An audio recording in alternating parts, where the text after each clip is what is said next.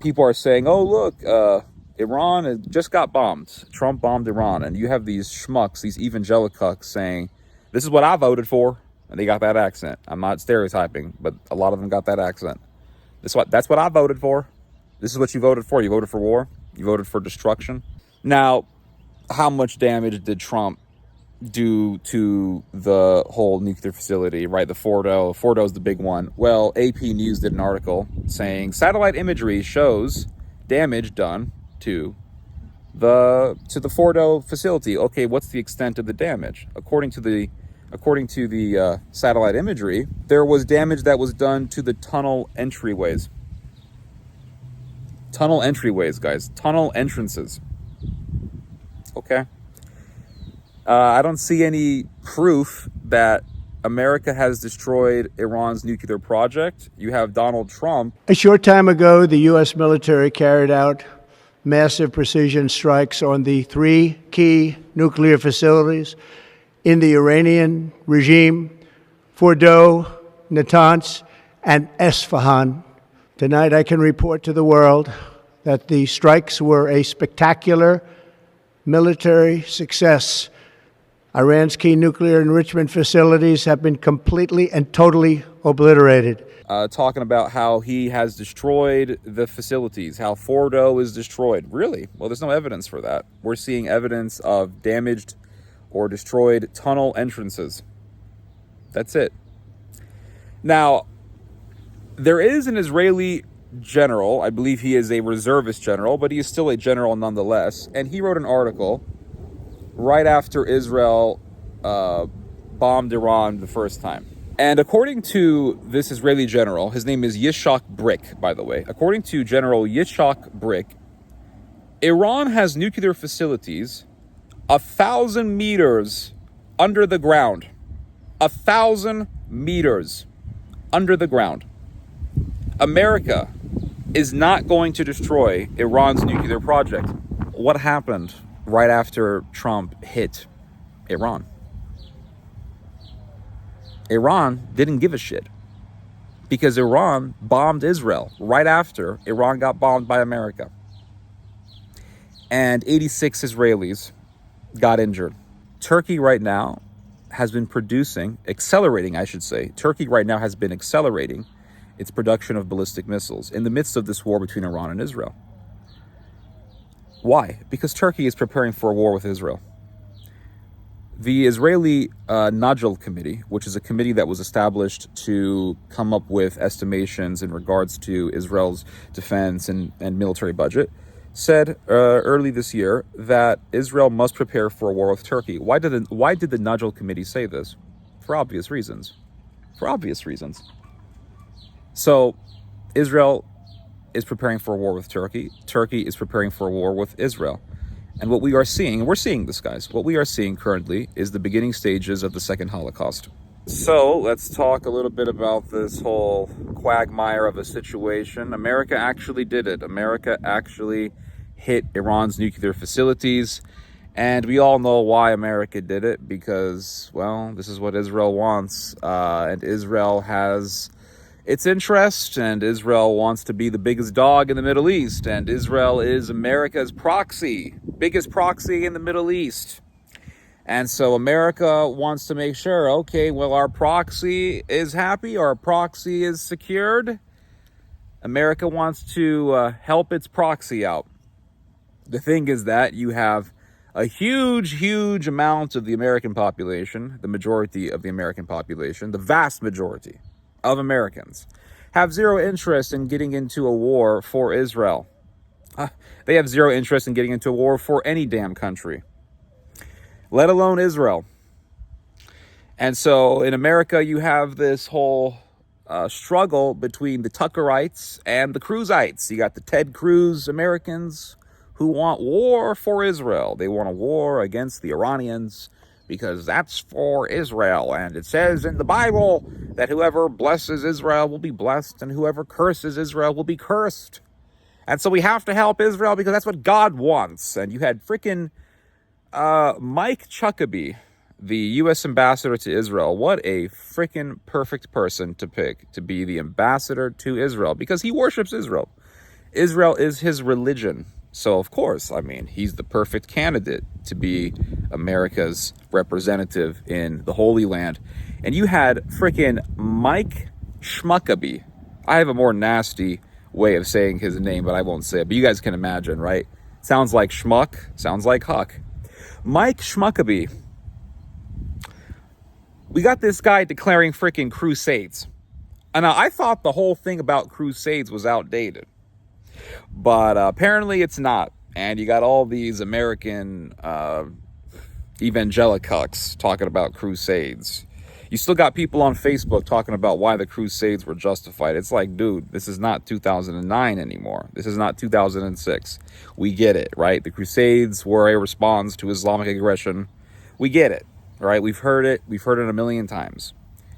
But we still got people wanting crusades, and they're dreaming about crusades. And I've been there, believe me, I've been there. I've been in that idealist way of thinking. I get it. But reality strikes, and the whole thing about crusades, well, read about the crusades.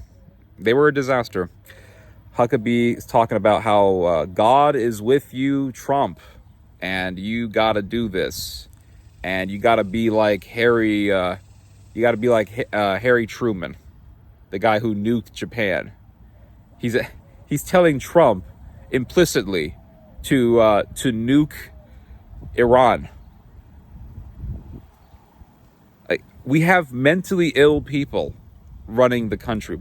America is a mentally ill country. Let's be real here. It's a mentally ill society. And if you don't believe me, look at the rate of people taking psychiatric medication in the United States. It's full of people taking psychiatric medication. Even people going to church are taking meds for psychological problems.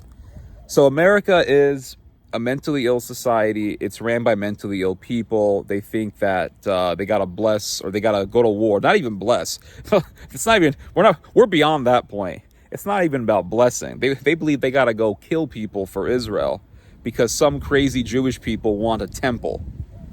That's the level of insanity that we're dealing with here. They want a temple. And because they want a temple, they're willing to kill to make that whole temple thing happen. They want a third temple. And you have this psychopath over there in Israel. What's his name? Bezalel Smotrich. Bezalel, that sounds like the name of a demon. That sounds like the name of a demon that you would hear in a Hollywood movie. His name is Bezalel. Do not summon him. Do not read from the book. Like the mummy. So you got this Bezalel Smotrich guy, and he is calling for a third temple. There's a video that you can see of him talking about the Beit HaMikdash. אנחנו לא חוששים מניצחון. בואו ניתן כוח ללוחמינו האמיצים והגיבורים. האם אנחנו מפחדים מניצחון? הם לא שמעו מכאן עד עזה.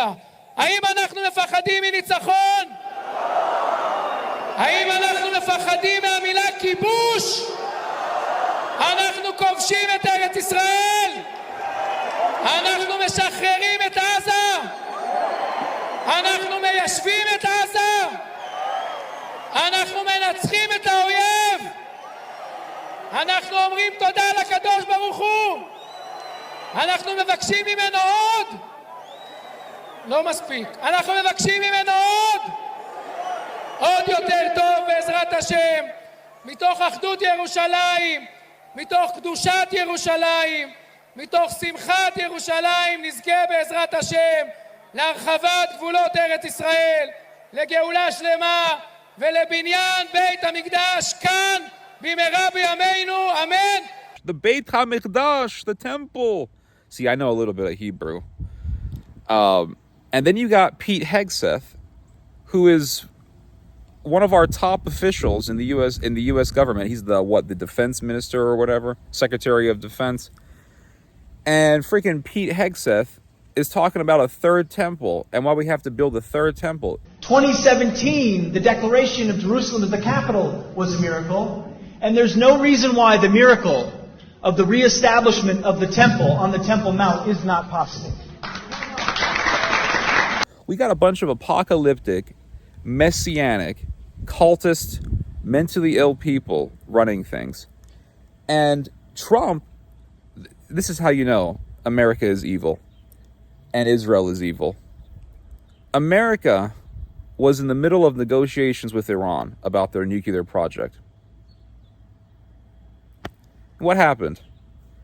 We were supposed to have a meeting in Oman. The US and Iran were supposed to have a diplomatic meeting in Oman. And what happened before that meeting happened? Or before that meeting could have happened? Freaking Israel attacks Iran in a Pearl Harbor style attack. Before a diplomatic meeting. They were supposed to have a diplomatic meeting.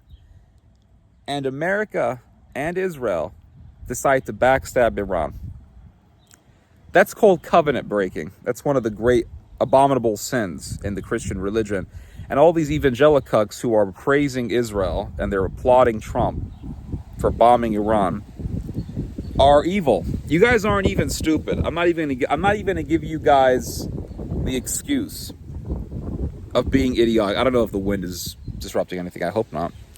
I'm not even gonna give you guys the benefit of being stupid.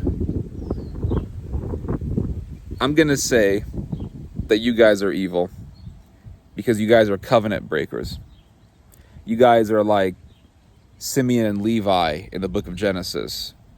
The people of Shechem agreed to convert to the religion of God. They even got circumcised, and circumcision was a covenant.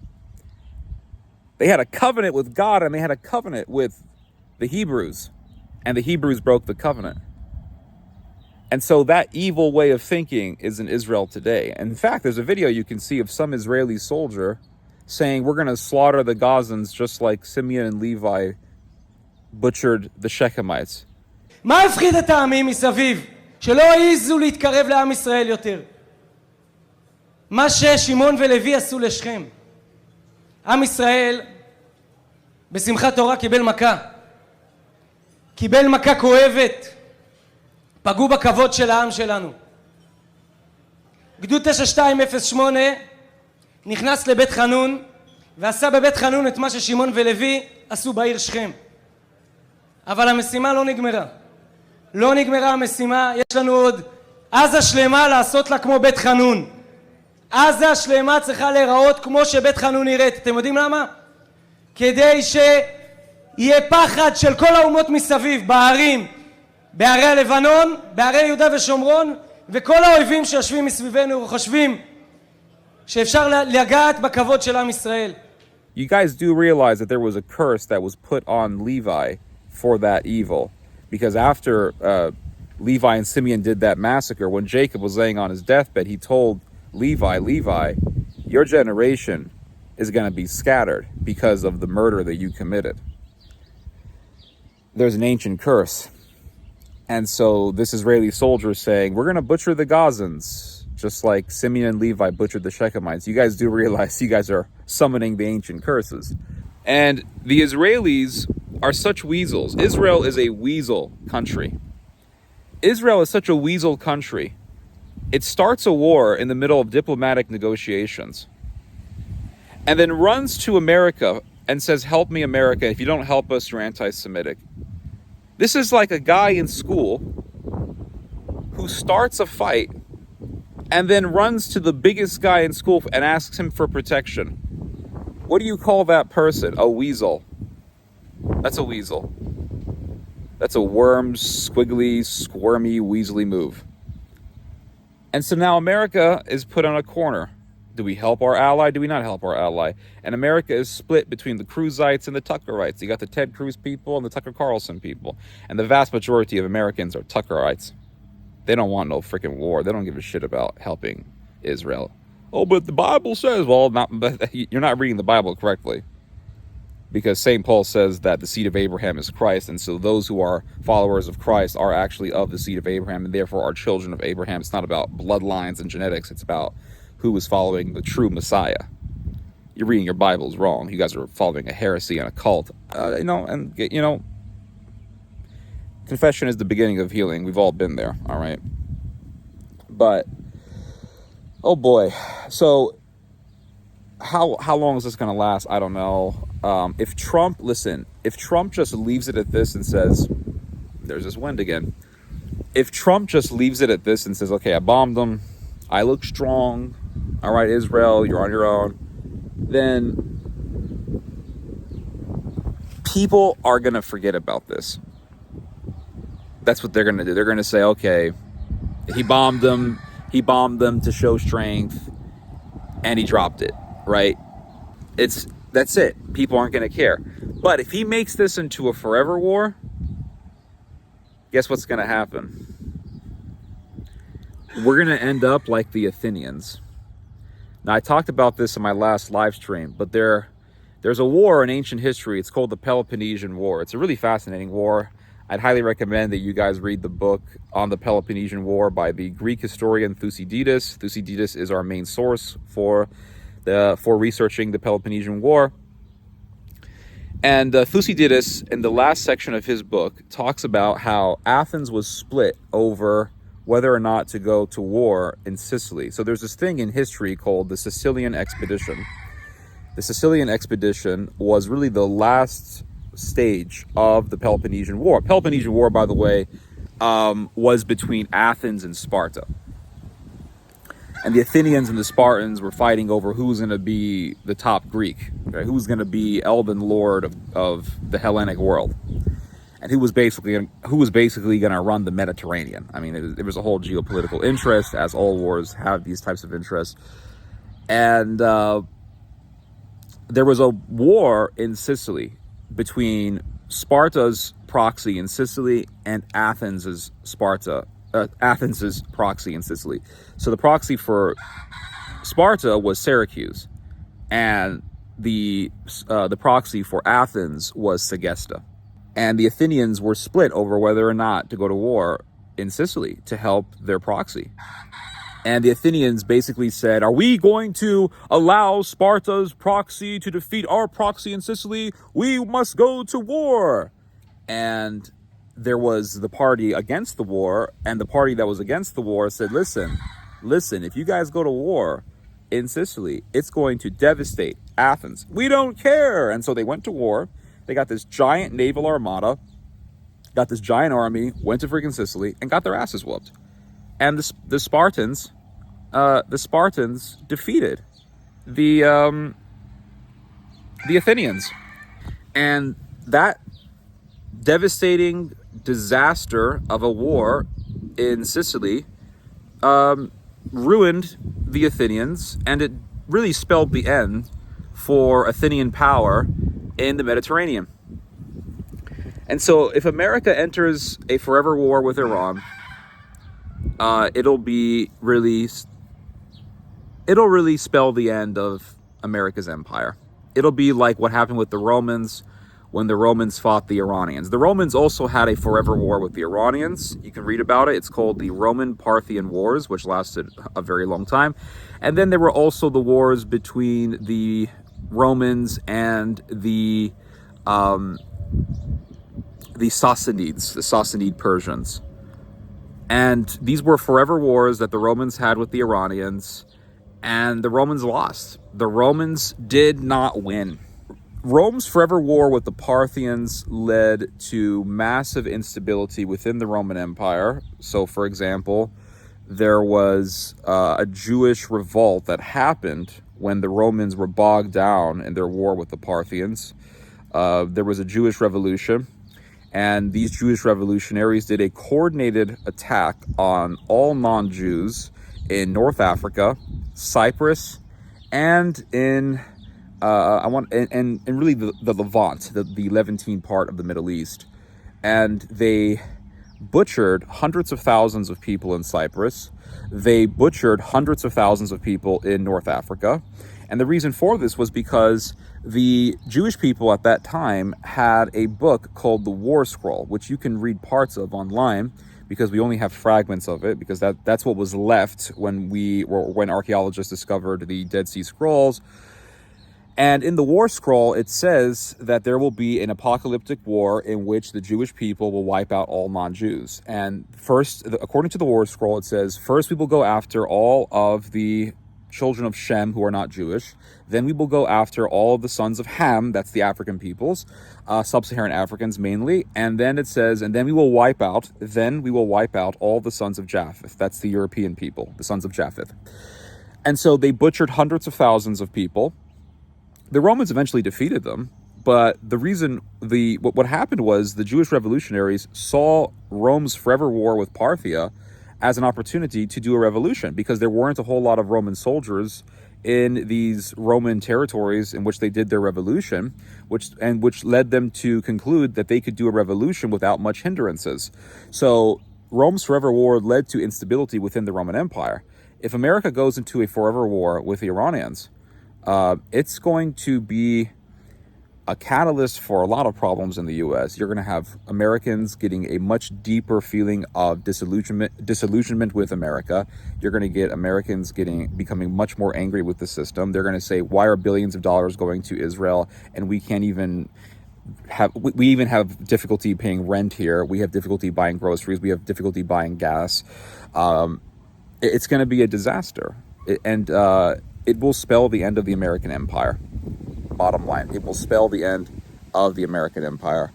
And eventually the Americans are going to get so exhausted with this whole thing that the Tuckerites of America are going to dominate U.S. politics, because they're already dominating U.S. society. So eventually they're going to dominate politics. I mean, politics is just downstream from society and culture.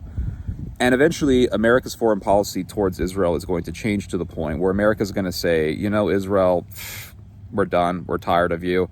And eventually, and this is my theory, this is my prediction for the future, eventually the world is going to come together and they're going to say, all this war, all these problems in the Middle East is due to one entity.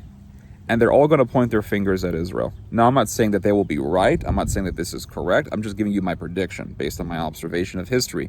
They're going to say Israel is the source of all of our problems in the Middle East. Let's just get rid of this country. And you're going to have the second Holocaust.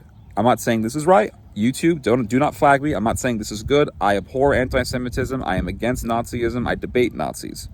I don't like Nazis. I don't like Nazism. I'm just giving you my prognostication based on my reading of history. And when you look at history and you read the history of the Jewish people, it is a history that is riddled with blood. And our future will not be exempt from this.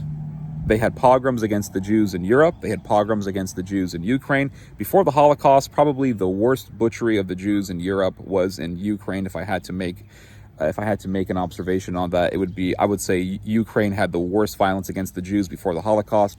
And even during the Holocaust, the single biggest massacre of the Jews was in Ukraine. Tens of thousands of Jews were butchered in a single massacre in Ukraine. The thing is that Jewish people were at one point in time living mainly in Europe. At one point in time, the majority of Jews lived in Europe. And when they were living in Europe, eventually what happened was people said, we don't like Jews. And I'm not saying they were right. I'm just giving you facts. They said, eventually people said, we don't like Jews. It wasn't just Germans. Romanians said it. A bunch of people said it. Croatians, Polish people said it. And that's given, and that's even in the midst of the fact that Poland had the highest number of people who went out of their way to save Jews, more than any other people saved Jews. Polish people saved more Jews than any other people who went out of their way to save Jews. But still, there were people in Poland who didn't like Jews. And so the Jewish people said, okay, we're going to go to the Middle East. They went to Israel. They established the state of Israel because they said, Europeans don't want us. They went to Israel. And now we're seeing what? We've been seeing this actually for decades, people hating the Jews in the Middle East. Why? Because this is what history tells us. History tells us. History is a guide. History is like the Sights of Grace in Elden Ring. History is like Ashley Graham in Resident Evil 4.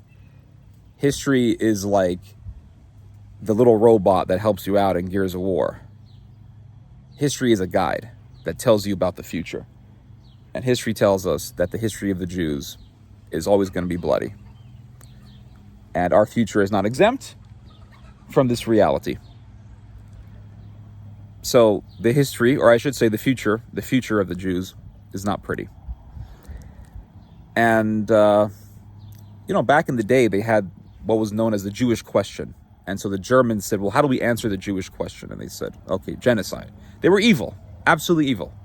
And what I fear is that in the future, there's going to be the Israeli question or the Israel question.